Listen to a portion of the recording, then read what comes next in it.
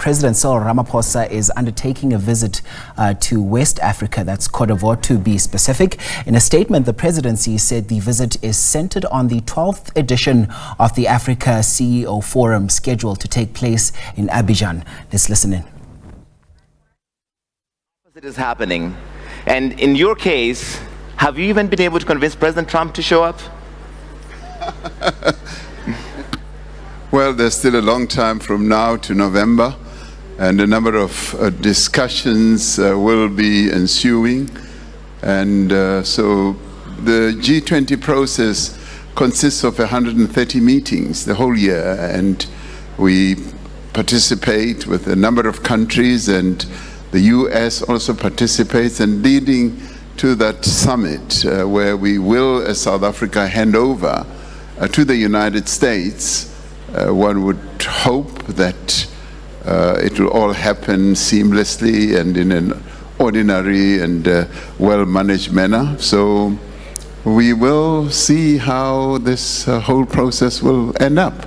But we are excited as South Africa and very privileged to be heading the G20 for the very first time on the African continent, and we're particularly pleased that our own continent as a whole, through the AU, is now a member and will be participating fully as we get the world to discuss our priorities and our theme, which is solidarity, equality as well. And as we do all that, we expect that our key priorities will become top of mind in the discussions that are currently taking place leading up to the Leaders Summit in November. Thank you, Mr. President. And we are joined on the stage as well by His Excellency Mohamed Ould Ghazouani, President of Mauritania. I'll come back to that in just a second, President Ramaphosa. But President Kagame, when we spoke in February, at the beginning, shortly after President Trump took over power, you said you supported the cuts to aid, that we as Africans have to be self-dependent. We can't rely on other people to fund our development. A lot more has happened since then that in some ways threaten our economic advantage as Africans. Do you still support largely what President Trump is doing in resetting our relationship with America and forcing us as Africans to step up? Well, thank you, Rari. I think we have to put everything in a context. Whatever President Trump has decided, or whatever anybody else will decide in the near future, there is a history to how we've been going about things for decades as Africa.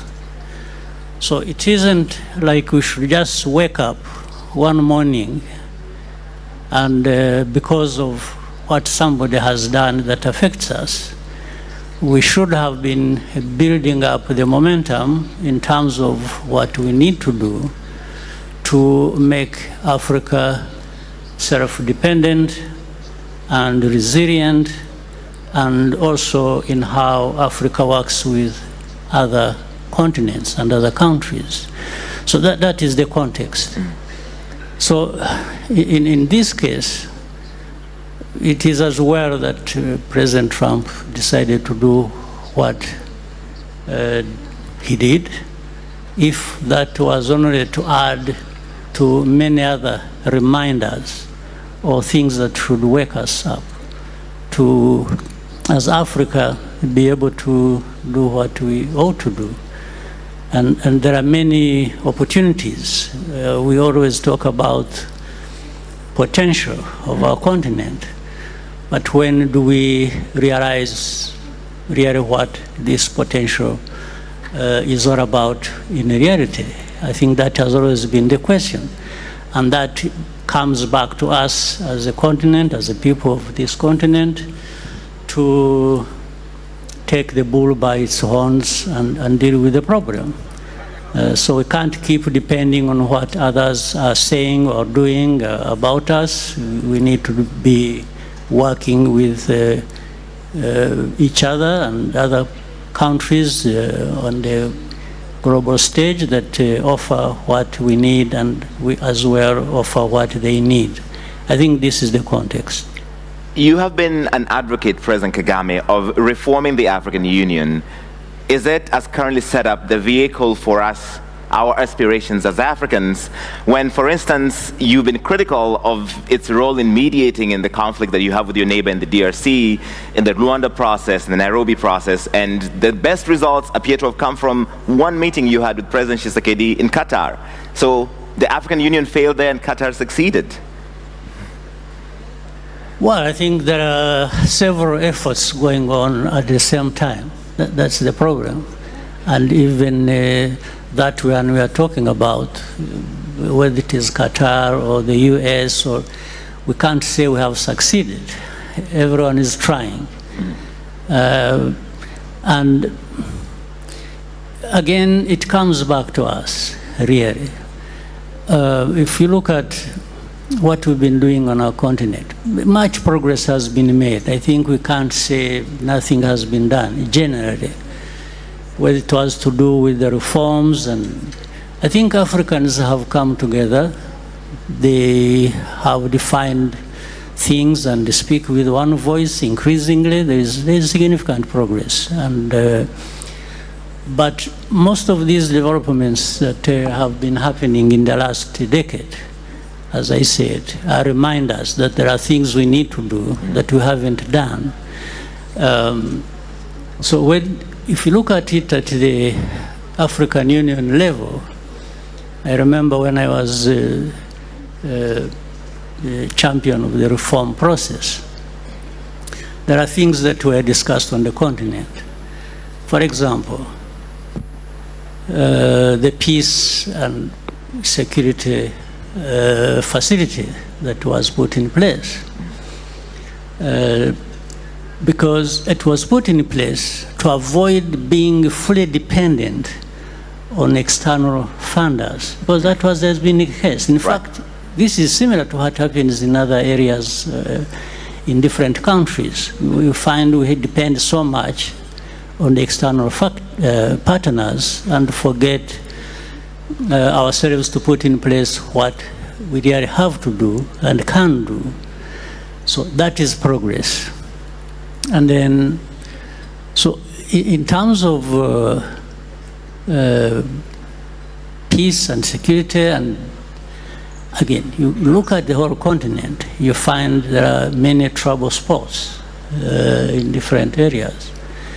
All kinds of efforts going on, back and forth, succeeding in some places, not succeeding in others, and continued efforts going on. Again, these are some of the areas, because of the past and how we have handled our own affairs, that we are all of a sudden reminded that we can't do all things by ourselves, right, and revert to these partners. In other words, in any case, it doesn't, even if we're able to do things ourselves, we still have to bring in partners who have what to offer. But we have, as Africa, to be able to define which direction you want to take and not entirely depend on what these people are contributing.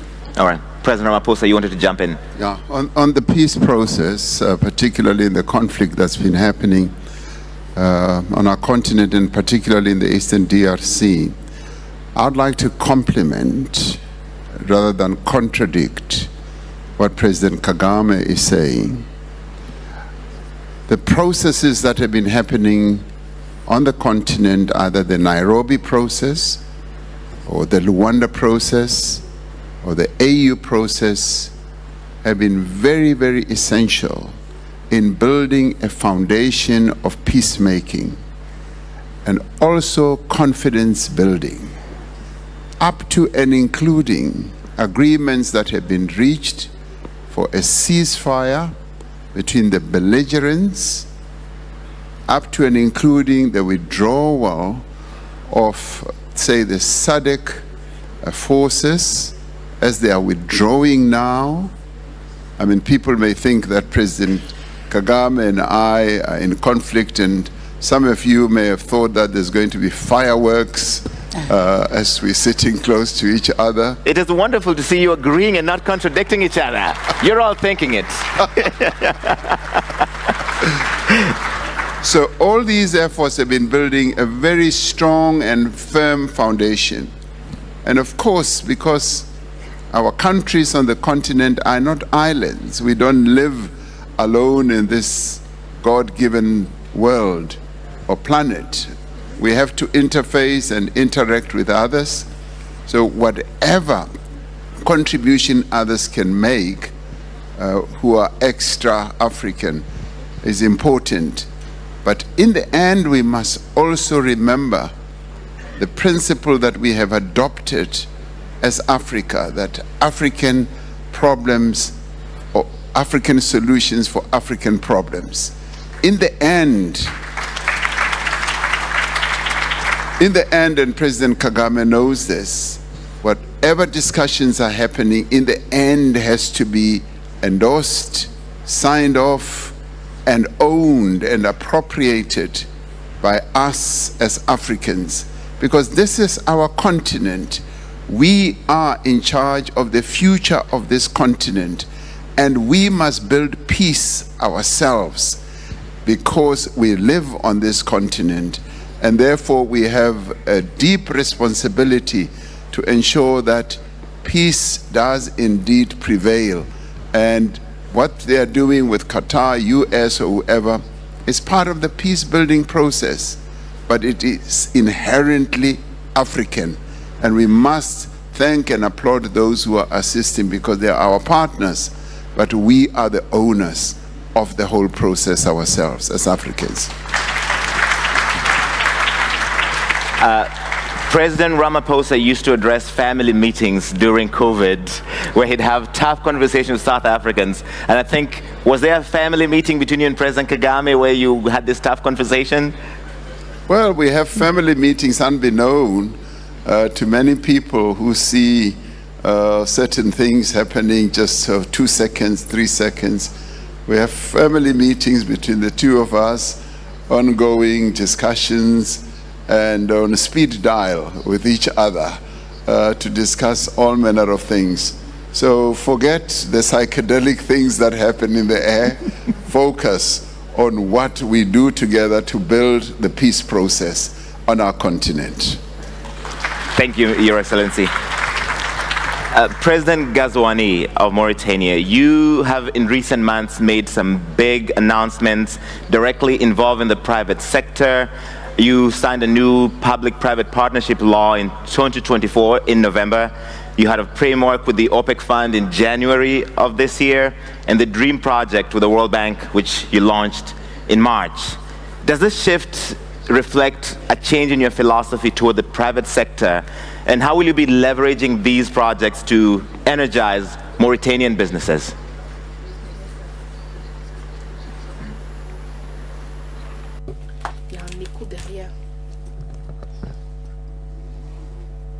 Thank you very much.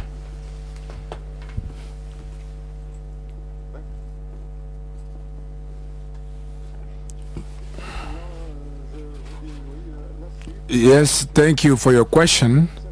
Yes, it is true that in Mauritania we are in a vision that gives a capital importance of the private sector in the creation of jobs, creation of added value, and make the private sector a locomotive of economic development.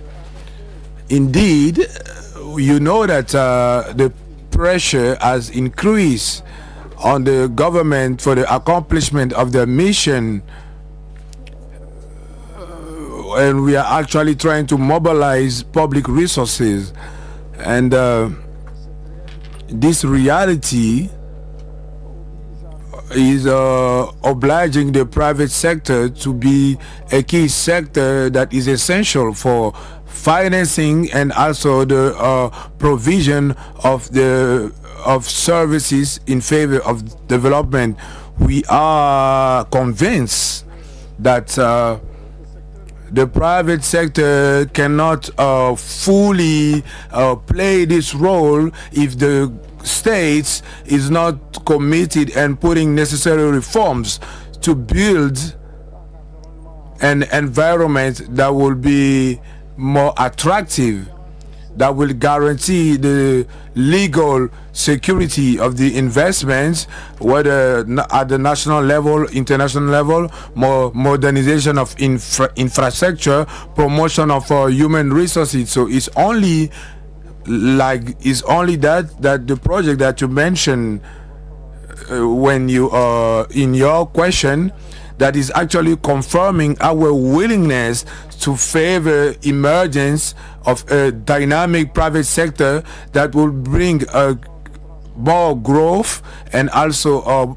employment as well. Now, today, the private sector has the possibility to intervene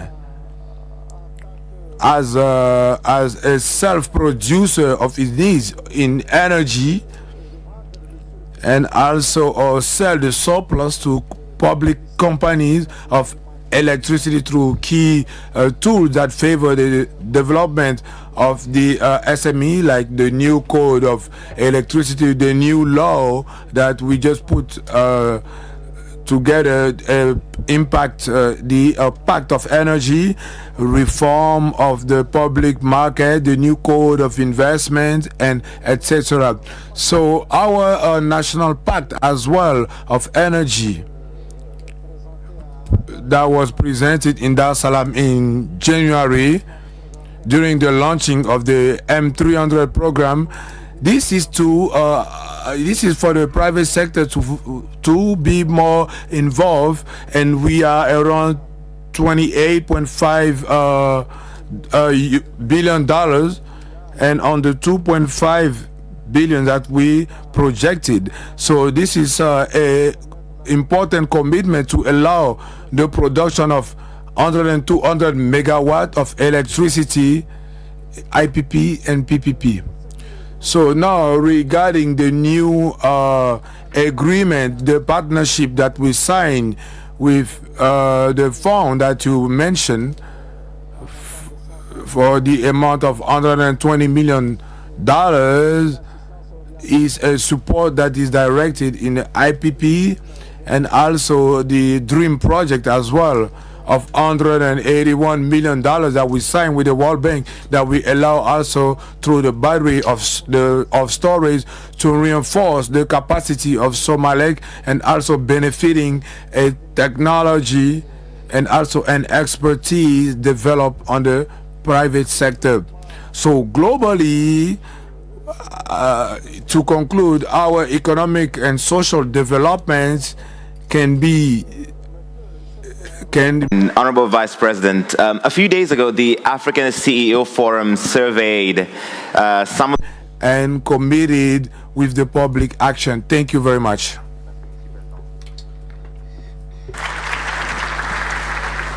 And Honorable Vice President, a few days ago, the African CEO Forum surveyed some of the private business leaders who are in this room and who are participating, and they asked them whether or not they felt that the African Continental Free Trade Area, or le cadre en français, was having an impact on their activities. Only 17% of the business leaders they surveyed said yes. Are you surprised by these results? Only 17% think the AfCFTA has an impact on their business? And how do you interpret that level of gratitude to the President Ouattara that allow me to be with his colleagues here in this panel? You mentioned that in the private sector, we are realizing that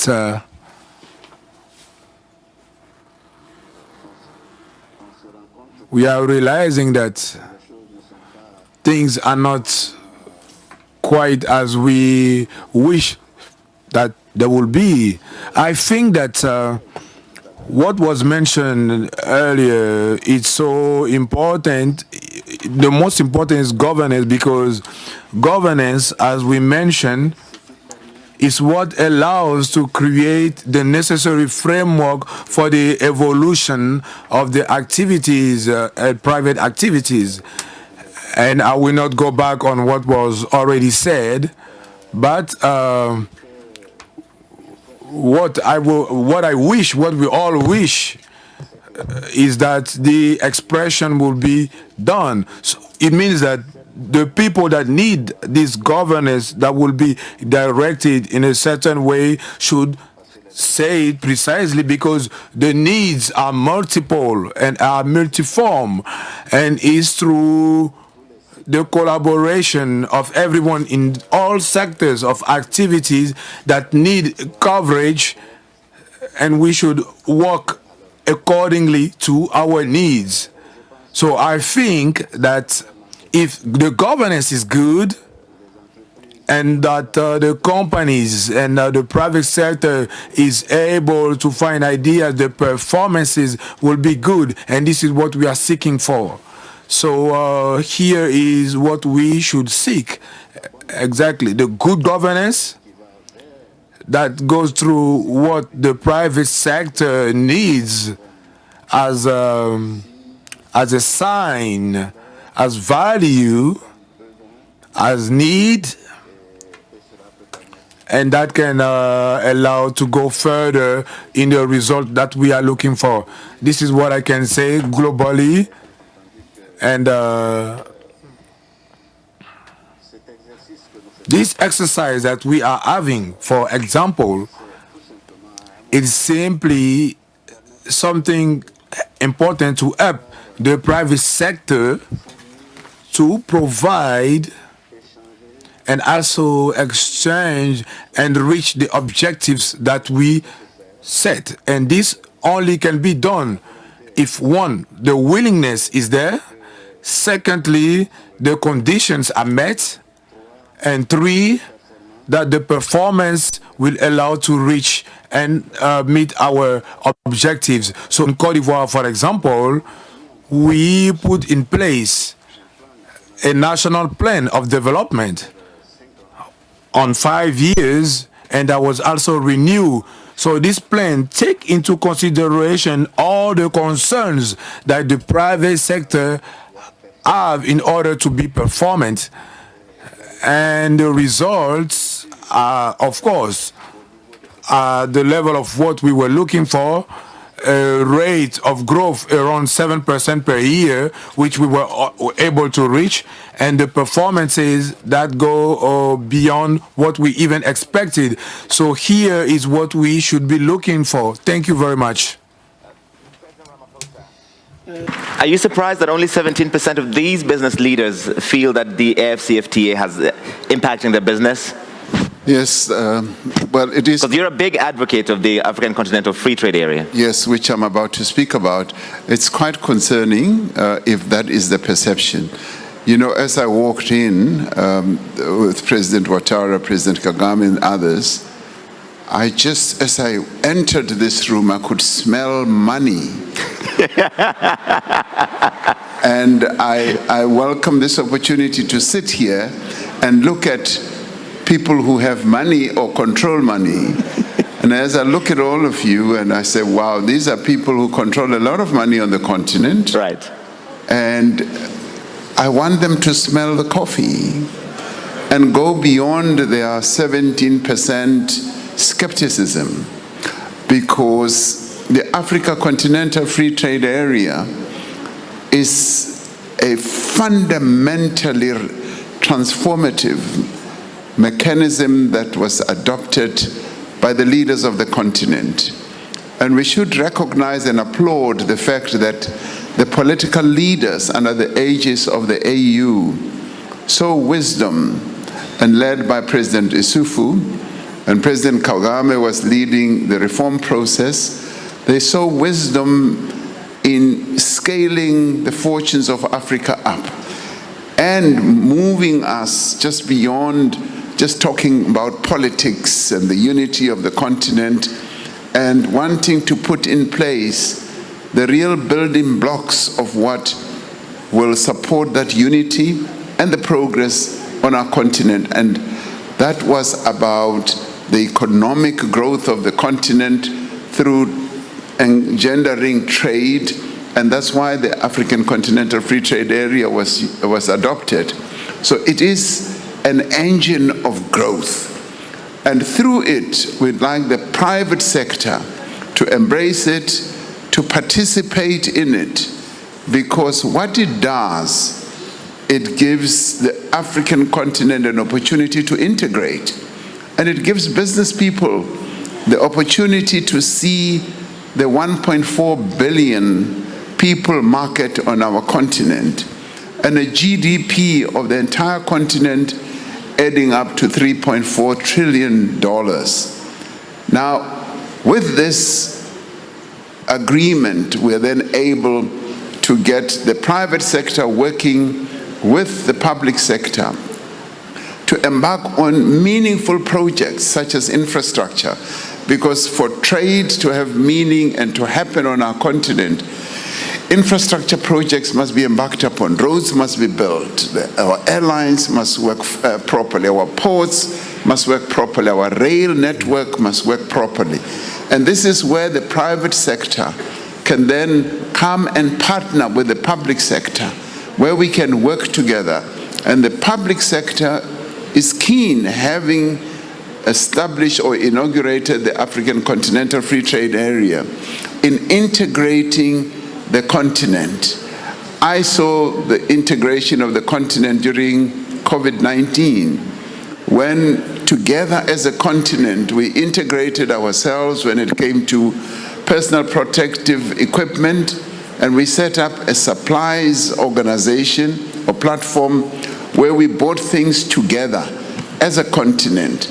And then we came to vaccines, when the West just kept on supplying vaccines to us, and President Kagame, President Macky Sall, myself, and many others then said, we want to make our own vaccines. And then we started a process of integration of things like vaccines into Africa. So we started seeing integration. And what has that led to? A number of businesses being established.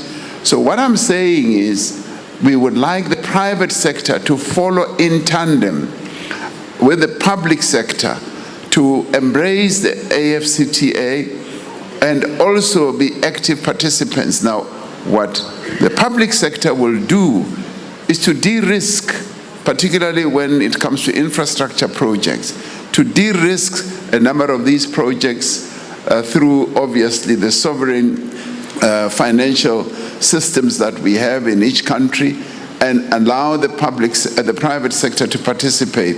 So we are twins, we are pods, and we need to work together. And I'd like to see that 17% skepticism whittling down. Right. This is a platform that the private sector must be active in. And the other benefit they will get is that it leads to institutional capacity improvement. It bolsters our skills base, the talent that the continent should have. It opens up trading regions beyond just the regions, but to the whole continent. And this is precisely what we are going to be advocating also at the G20. When it comes to things like critical minerals, we want a critical minerals accord that will enable all of us to manage our critical minerals properly. And we can only do so when the public sector and the private sector move together and work together. So your money should be put to good use. We must not just smell it. You must come and put it to real good use. Thank you. Thank you. President Ramaphosa, these people are sold. You're preaching to the choir in some ways. We all believe in the dream of the AfCFTA. But the borders are closed. The flights are expensive. We can't get visas to South Africa. Now, don't be too personal. But the Africa Continental Free Trade Area is going to be the pathfinder, the road opener for all that. It's right. going to enable all that. The movement of goods, the movement of people, the issue of visas is currently being addressed. And right. the pace might be slow, but it is happening, and it is going to happen. It's going to open the floodgate for economic activity on our continent.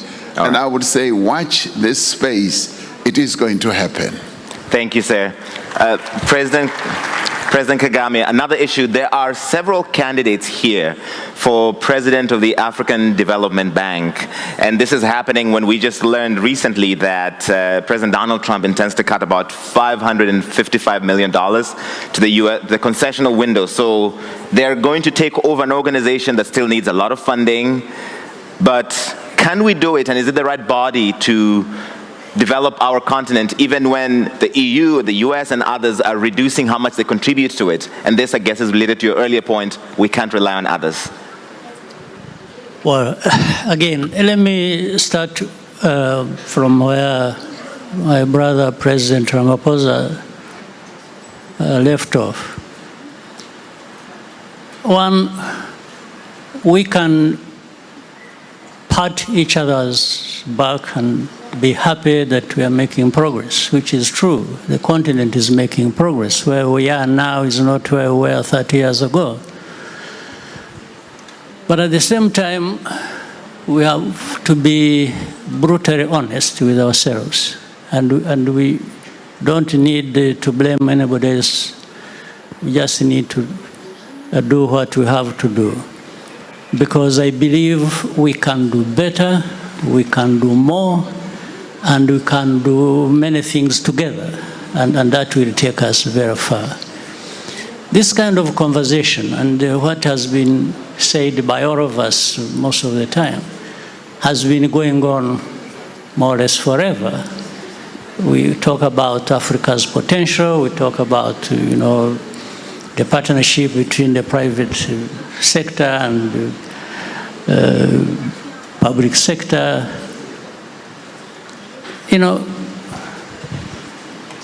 As has been said, it's about resources, it's about money, it's about what we do in terms of investment. So we can't just appeal to the private sector to be part of that process, to join with the public sector and do what we need to do without incentivizing the private sector. Because there is a lot government can do to create these incentives. And that, it's about regulation, it's about laws, it's about all kinds of support that, and of course, a secure environment. We talk about good governance, we talk about earlier accountability was being talked about. These are real things that matter, and we should be making sure. If we don't, even to the question you've raised,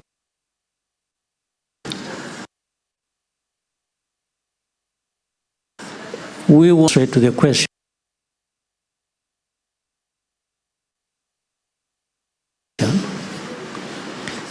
The cutting of budgets, cutting of aid, cutting of all kinds of things. And all of a sudden, we Africans, we wake up to this reality when it has been there so many times before, and we start scrambling.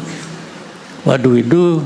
No, what we need to do is what we should have done many years ago, and still we can do it. There is a mentality out there, it's sort of a mindset in our continent that somebody out there is going to foot the bill of our development. And that has undermined our effort to contribute as much as we can ourselves for our own development. So what we need to do, we need to do what we started doing. The frustration here for me is, we talked about how I championed the reform and worked with many other leaders on different subjects. But there is a sense of frustration that what we have agreed even at a continental level, involving all leaders and how regional communities should work, with the AU at a continental level, is not implemented. The systems are so bureaucratic that you imagine they live in another world.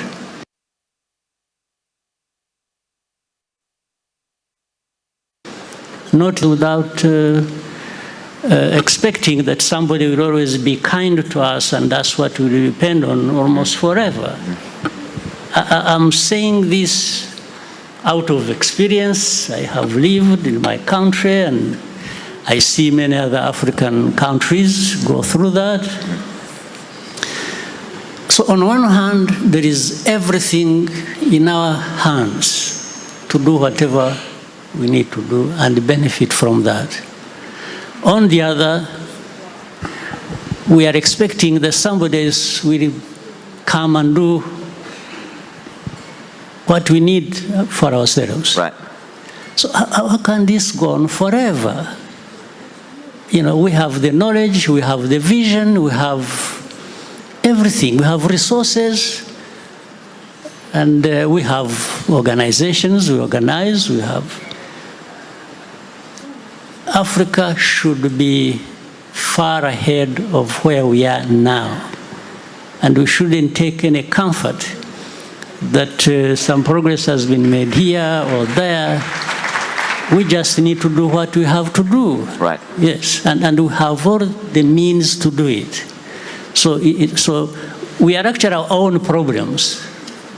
So if we addressed ourselves to this matter, that we need to work together, that we need to, we export raw materials, all right? Right. And then import the finished product. Finished products. We export talent and then get experts coming to give us all kinds of things. Why don't we retain this talent and let the talent to do what we need them to do for ourselves? So it's a much deeper conversation you must have, and sometimes if we have to wash our dirty linen in public for the sake of making progress, then we still have to do it. But there is a sense of frustration that you cannot simply be comfortable about. So again, what President Ramaphosa just said, for example, the efforts here and there about our situation when COVID struck. After that, I was given the responsibility to champion the domestic financing for health. Right. Some of these things we can, and you find in the mindsets of many people, they expect that somebody will do the funding. We can't tap into our own resources to the level that is required and to do exactly the things we agreed we should do, and some of us have tried to do, but it's not enough. Right. We need as many countries get involved on our continent as possible. All right. So I think there is more conversation to be had, and we should have it, maybe not on the stage like this. We need to be brutally honest with each other somewhere in different rooms, and I can promise you we are going to contribute to that. All right. In fact, let me ask President Ghazouani about that, because you just finished your term as the chair of the African Union only 3 months ago. Do you consider the African Union still the vehicle for defending the interests of African countries when there's so much frustration about how slow and bureaucratic? You hear how President Kagame is frustrated. What was your experience, really quickly as we're out of time, Your Excellency?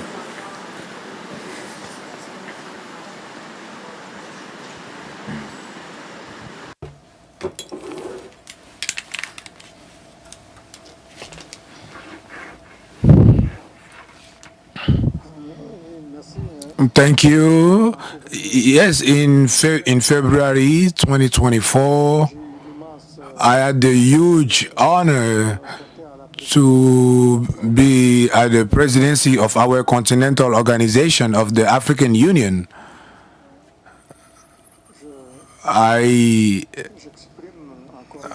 would like once again to express my gratitude towards my African brothers for this trust that they gave me. And as you mentioned in your question, my mandate just expired three months ago. And at the end of this mandate, I feel a pride for what I accomplished as a duty of serving the African Union in the world context that is also really complex. And we saw all the regional and world tension. So my vision of this responsibility was always to carry our continent in its rich diversity, its history, in its assets, and also in the conscience of its weaknesses, and as a major actor at the international scene. It was to commit Africa in a trajectory of a renewal to meet the aspiration and also the deep concerns of our population. So this renewal that I am talking about can only be done through a collaboration. So and from in my opinion, we should reinforce the cohesion of our institution in Africa, and also going through the conference of the head of states up to the specialized agencies of our organization, while hoping a coordination, ensuring an harmonized coordination of the different structures. We are working collectively in a same direction with a shared intelligence. Africa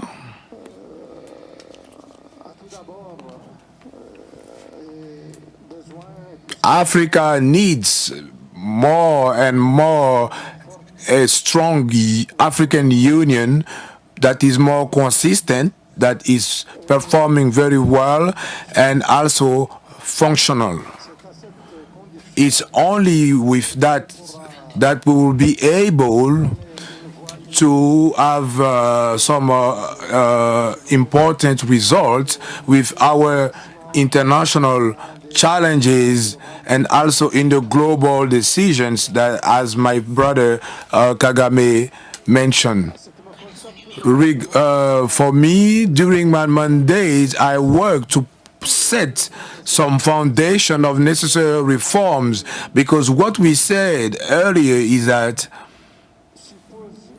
let's say that let's say that we put together good reforms. It's only in that framework that we can work. As I mentioned, I put necessary reforms to overcome the challenges that are not allowing us to have some necessary and strong improvement. So we clarify and implemented an electoral process that is more transparent, equal at the Commission, and that our executive body is actually working on that aspect. Now we are having a rotation. The pairing skills is a really important principle that we should always be maintaining. I think we were able to have a consensus on the definition of the different profiles required within the Commission. Our objective was to build an executive founded on efficiency with the agenda of 2063. With my colleague, the President Ruto, in the continuity of the work that we were able to realize with rigor, with skills, with my brother present here, President Kagame, we established a clear agenda to complete this process of reform. So I have hope that this process will be completed in few months. It's in the same spirit that we also work to prepare and formalize the participation of the African Union at G20, and as a member, the essential step in the construction of the strategic international partnership. And to conclude, from my experience, I have a strong conviction is that our future will go through inclusive institutions that are performing very well, that are represented. It's only in this direction that we acted with determination during my presidency. Thank you very much. Out of time, but I would be committing journalistic malpractice if I don't ask President Ramaphosa this. As we speak, 49 white Afrikaner refugees are on their way to the United States. They will be received by the government of President Trump. What is your reaction to this? Well, we've raised our own concern because those people who are being enticed to go to the United States do not fit the definition of a refugee. A refugee is someone who has to leave their country out of fear of political persecution, religious persecution, or economic persecution. And that's what the United States says they're undergoing in South Africa. That's why they've opened the door for them. Yes, and they don't fit that bill. They don't fit that description. And I had a conversation with President Trump on the phone, and he said, what's happening down there? And I said, President, what you've been told by those people who are opposed to transformation back home in South Africa is not true. And I added to him, I said, we were well taught by Nelson Mandela and other iconic leaders like Oliver Tambo on how to continue to build a united nation out of the diverse groupings that we have in South Africa.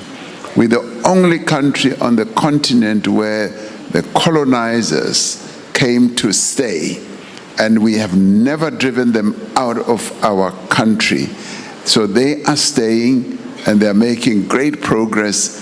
It's a fringe grouping that does not have a lot of support, that is anti-transformation and anti-change, that would actually prefer to see South Africa going back to apartheid type of policies. And I said to him, I would never do that. I learned at the feet of Nelson Mandela, and we intend to proceed with the implementation of our constitutional architecture. And I thought in my conversation with him early in the morning at 4 o'clock South African time, he understood that. And I said, I'd like to come and meet him so that we can discuss this matter further. So those people who have fled are not being persecuted, they are not being hounded, they are not being treated badly, and they are leaving ostensibly because they don't want to embrace the changes that are taking place in our country in accordance with our constitution.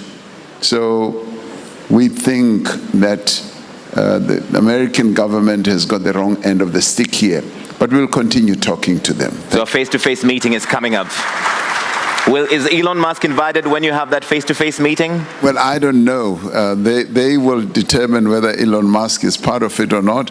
I will go with my own South African delegation. Your Excellency, thank you so much, Your Excellencies. This has been wonderful. Thank you for your time, for your insights. Please give them a big round of applause.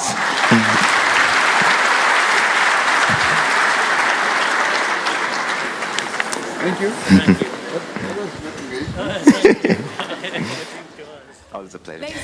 Well, we're coming back to you now from that live coverage of the Africa CEO Forum that's being held in Abidjan in Côte d'Ivoire, the 12th edition, today and tomorrow. Now, it's been held under the theme, can a new deal between state and private sector deliver the continent a winning hand?